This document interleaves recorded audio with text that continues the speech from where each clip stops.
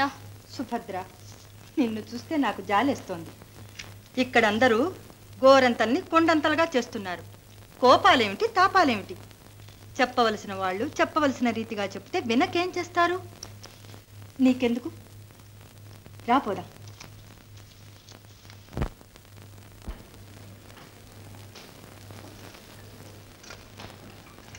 గోపాలకృష్ణ, ఆ ధర్మరాజు సాధు పలవ. మనం అక్రూరునంతటి ధర్మవేత్తను పంపితే తిరస్కరించి ఇప్పుడు మన సుభద్రనే మనతో రాయబారానికి పంపాడు. చూశావా?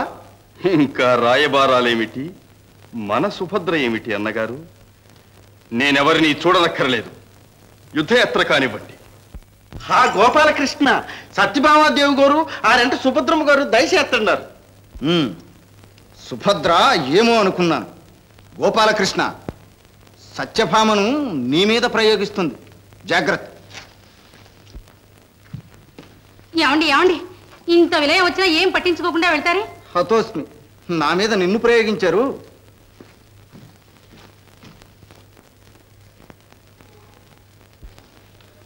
ఏమయ్యా గోపాలకృష్ణ, మన అర్జునుడితో యుద్ధం చేస్తారా? మనం పెంచిన చెట్టుని మనమే కొట్టేసుకుంటామా? ఇది ధర్మమేనా? వదిన గారు, ఈ విషయంలో మాత్రం మీరు దయచేసి జోక్యం కల్పించుకోకండి. క్షమించండి.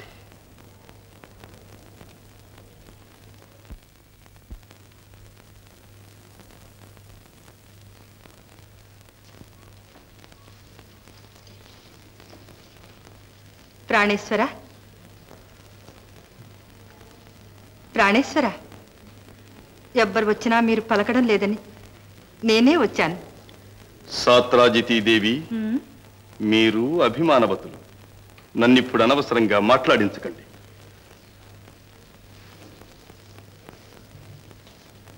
ఏమండి, మీ కోపాలు నటనలు నా దగ్గరన. నేను మీ సత్యనండి. నన్ను సంతోష పెట్టడానికైనా నా మాట వింటారు కదూ? తప్పదు. సత్యభామ, నీ వగలు చాలించు. ఇది అలక గృహం కాదు, ప్రణయ కూటం కాదు, కొలువు కూటం రణరంగం. మరి ఎదగలేదు.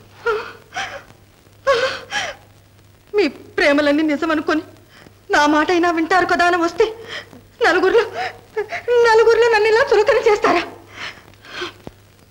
సరేలేండి, పంతాలు పౌరుషాలు వచ్చేటప్పటికి పురుషులే అనిపించారు. ఏమైనా చేసుకోండి, నాకెందుకు గొడవ? నాథా. రుక్మిణి, ఏమిటి విప్లవం? అందరూ నాకు బుద్ధి చెప్పవచ్చేవారేనా? మీరింత విసిగిపోతున్నారంటే నాకు తెలుసు. ఇలా జరగవలసి వచ్చినందుకు మీ హృదయం ఇప్పుడు ఎంతో బాధపడిపోతుంది. ఇంత తెలిసి కూడా నా ప్రతిజ్ఞ చెల్లించుకోవాలని నేనెందుకింత దృఢ నిశ్చయానికి వచ్చాను, అది తెలుసుకునే అవసరం మాత్రం ఎవరికీ కలుగలేదు. కాదండి, పాపం సుభద్ర చాలా దిగులు పడిపోయింది. వచ్చినప్పటి నుంచి భోజనమైనా చెయ్యలేదు. అవును, తగుదునంటూ రాయబారానికి వచ్చిందిగా. తన భర్తకు లొంగిరానిదే నా ఇంట్లో భోజనం ఎలా చేస్తుంది? అంత శత్రువునైపోయాను. అంత మాట ఎందుకు అన్నయ్య? నన్ను క్షమించు. నేను రాయబారానికి రాలేదు. నీ దగ్గర చెనువు చేత నా మర ఆలెక్కిస్తావని, ఈ విలయం తప్పించమని యాచించడానికి వచ్చాను. నన్ను యాచిస్తావా? అమరేంద్రుడైనా ఎదిరించినంతటి ప్రతాపవంతుడు అర్జునుని ఇల్లాలివి. ముందు నీ చెల్లని కదా అన్నయ్య. నన్ను ఇంత నిష్ఠూరంగా చూడడానికి నా నేరం ఏమిటన్నయ్య? నీకు నీ చెల్లెలే సర్వస్వమన్నంత గారాభంగం పెంచా. నా శుభం కోరే ఈ వివాహం చేశావు. సంతోషంగా ఆశీర్వదించి పంపించావు. ఎంతో కాలం కాలేదు, ఇంతలోనే నీ ఆగ్రహానికి గురి కావడానికి మేమేం పాపం చేసుకున్నాము? సుభద్ర, ఈ విచారణతో ఇప్పుడు ప్రయోజనం లేదు. అన్నయ్య, నేను ముఖ్యంగా ఒక్క మాట చెప్పాలని వచ్చాను. అదైనా విను. నీతో వైరం వచ్చినందుకు వారెంతో విచారిస్తున్నారు. నీ మీద వారి అభిమానం, గౌరవం, భక్తి ఏమీ చెలించలేదు. చెలించక చేసిందేమిటి? ఆ భయభక్తులతోనే నీ భర్త నాకు అపచారం చేసిన ద్రోహికి అభయహస్తమిచ్చాడు, అంతేనా? కాదన్నయ్య, నీ విరోధి అని అభయమిచ్చిన తర్వాత మాకు తెలిసింది. అవును, ఆ విషయం నీకు ఆ తర్వాత తెలియటం మా తప్పు. ఇంత కావలసిన నా ప్రతిష్ట కంటే ఎవరో ఒక అనామకునికిచ్చిన మాట నీ భర్తకు ముఖ్యమైంది. అది ఒప్పుకోకపోవటం నా తప్పు. అసలు మేము చేసేవే తప్పులు. అర్జునునంతటి వానికి పరమ బాంధవుడనై పుట్టడమే తప్పు. అన్నగారి మాట కాదని నిన్న అతనికిచ్చి పెళ్లి చేసి నిందలు భరించడమూ తప్పే. సుభద్ర, నీవు నాకు నీతులు చెప్పొచ్చావా? చిన్నప్పటి నుంచి మమకారాలు పెంచుకొని ఆదరించి అభిమానించిన నీ అన్న నేడు నీకు కనిపించటం లేదు. అన్నయ్య, ఈ మాటలు నేను భరించలేను అన్నయ్య, భరించలేను.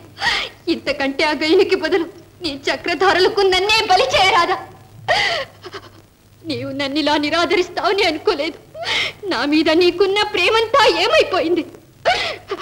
నీవు తలుచుకుంటే ఆ గైని కాచి ఈ గండము నుంచి నా పతిని తప్పించలేవా? సుభద్ర, నీ కన్నీటితో నా మనస్సు కరిగించాలనుకుంటున్నావేమో. అసంభవం. అన్నకు భర్తకు దాపురించిన వైరం సహించలేని దానివైతే వెంటనే వెళ్ళి నీ భర్తకు నీవు బుద్ధి చెప్పుకో. చెల్లెలివని కనికరించి అవకాశం నీకు ఇస్తున్నాను. ఆ గైలి నాకు అప్పగించమను. అన్నయ్య, నీ సహోదరినే శరణార్థిని విడిచిపెట్టి క్షత్రియ ధర్మానికి కళంకము తెమ్మని నా భర్తతో చెప్పమంటావా? అది నాకు కాదు, నీకే అపకీర్తి. సుభద్ర, ఇంకా నీవు నా సహోదరివేమిటి? పార్థుని అర్థాంగివి. సగం గర్వం నీకు వచ్చింది. తారతమ్యాలు తెలియక మాట్లాడుతున్నావు. శతానేక బలగర్వ దుర్విదక్తుల మదమడంచి సహస్రానేక దర్పోద్ధతుల రూపుమాపి దేవదానవ భయంకరుడైన శ్రీకృష్ణునే ధిక్కరించినంతటి ఘనుడైనాడా అర్జునుడు? తానెంత, తన ప్రతాపమెంత?